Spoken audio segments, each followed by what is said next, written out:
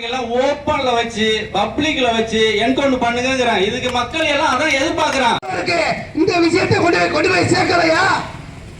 இந்த வெள்ளாளர் சமூகத்தில் பாதிக்கப்பட்ட தமிழ்நாட்டில் வெள்ளாளர் முன்னேற்ற கழக நிறுவன தலைவர் நீங்க மாவட்ட செயலாளரவா, ஒன்றிய செயலாளரவா, சட்டமன்ற உறுப்பினராவா இன்னைக்கு தமிழ்நாட்டில் முதலமைச்சர் இன்றைக்கு 14ஆம் தேதி சனிக்கிழமை அன்று படுகொலை செய்யப்பட்ட அக்கா சுதா அவர்களுக்கு எத்தனை ஆளுங்கட்சி எதிர்கட்சி இங்க கண்டனம் தெரிவிச்சிருக்கு.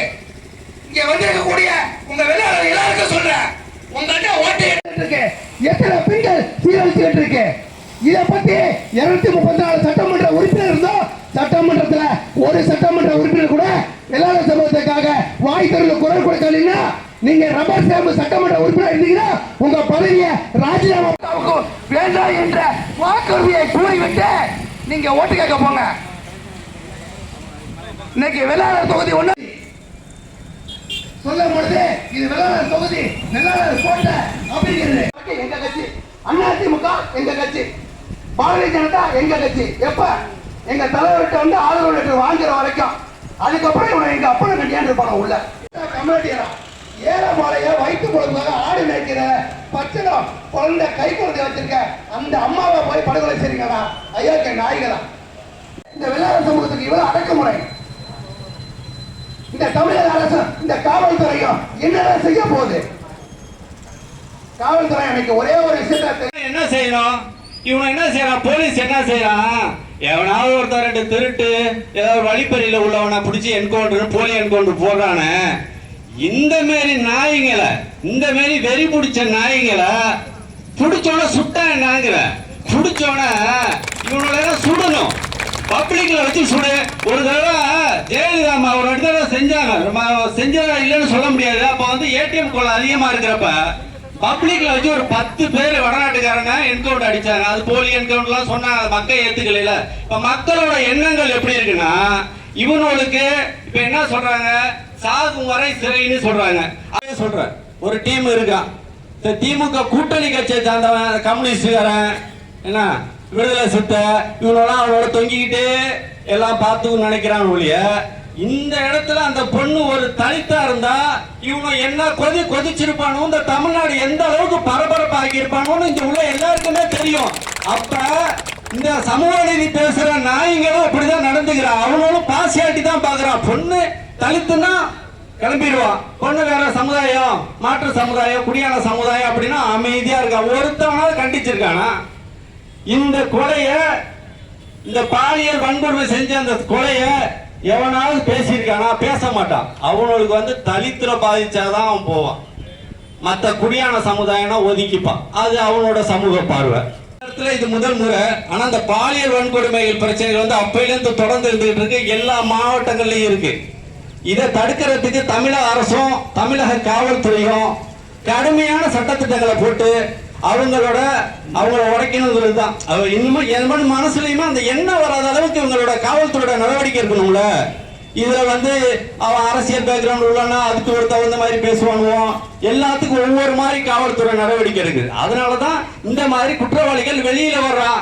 உயிர் போயிட்டா வருவான். அவன் ஒரு 10 பேரை என்கவுண்டர் பண்ணுங்க தமிழகத்துல கரெக்டா தூக்கி, அந்த மக்கள் வந்து வரவேற்பா, அவங்க மேல தப்பு சொல்ல மாட்டான். அதை செஞ்சீங்கன்னா தான் உயிர் போனா, உயிர் பயம் வந்தா மட்டும் தான் இவங்க திருந்துவாங்கிறது என்னோட கருத்து மட்டும் இல்ல, இங்க உள்ள எல்லாரோட கருத்தும். இந்த டெல்டாவோட இது வரைக்கும் அந்த அளவுக்கு இல்லாம இருந்துச்சு. இப்ப இங்கேயும் அந்த கலாச்சாரம் ஆரம்பிச்சிருச்சு. இதுக்கு இங்க உள்ள தஞ்சை மாவட்ட காவல்துறை அதிகாரிகள் தான் வந்து நடவடிக்கை எடுத்து இதை கொஞ்சம் கட்டுப்படுத்தணும். குற்றவாளிகள் மேல வந்து கடுமையான தண்டனைகளை விதிக்கணுங்கிறத இந்த நேரத்தில் கேட்டுக்கிறேன்.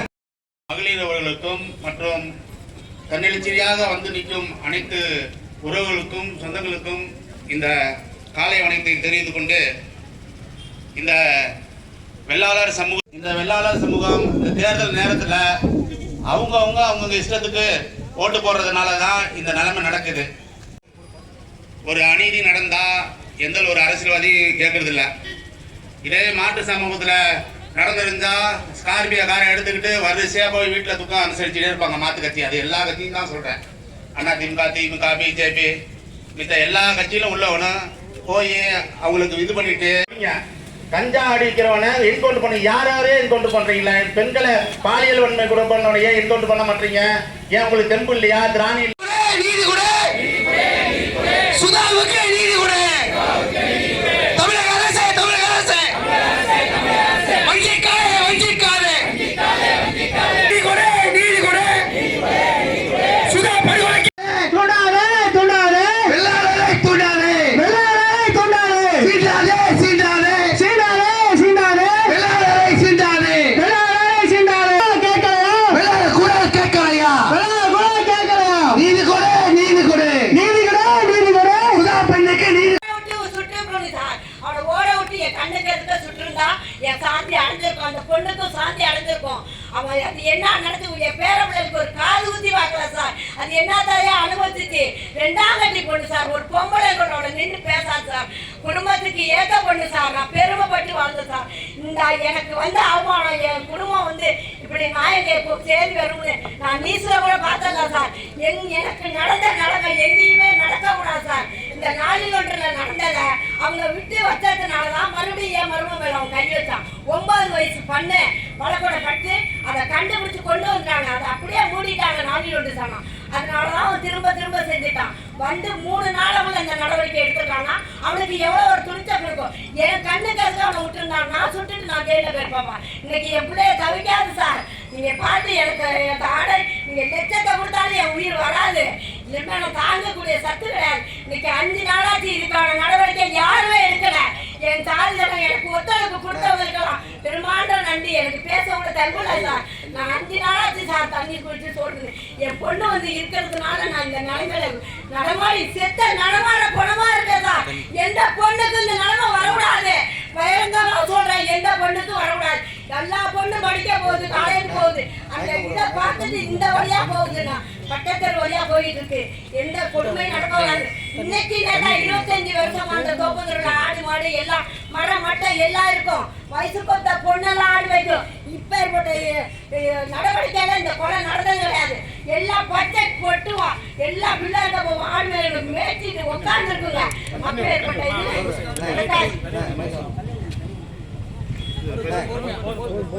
அவ்வளவு ஒரு கொடுமை சார், கொடுமை சார். ஆனா தோப்புல அவ்வளவு ஆடு நிக்க சார். ஆட்டை திரும்பி கொண்டு போயிருக்காங்கன்னு கேள்விப்பட்டிருப்போம். ஆனா தோப்பு தெருவுல எல்லா ஆடும் தாயா இருக்கும், மாடு தாயா இருக்கும். யாருக்கும் இந்த இது கிடையாது. அதுக்கான நடவடிக்கை எடுக்கணும், அதுக்காக தண்டனை கொடுக்கணும். நான் குடத்தை போட்டுக்கிட்டு ஆர்ப்பாட்டம் பண்ணி இருக்குது. ஆனா செஞ்ச தப்பு அது ஒண்ணுதாயா.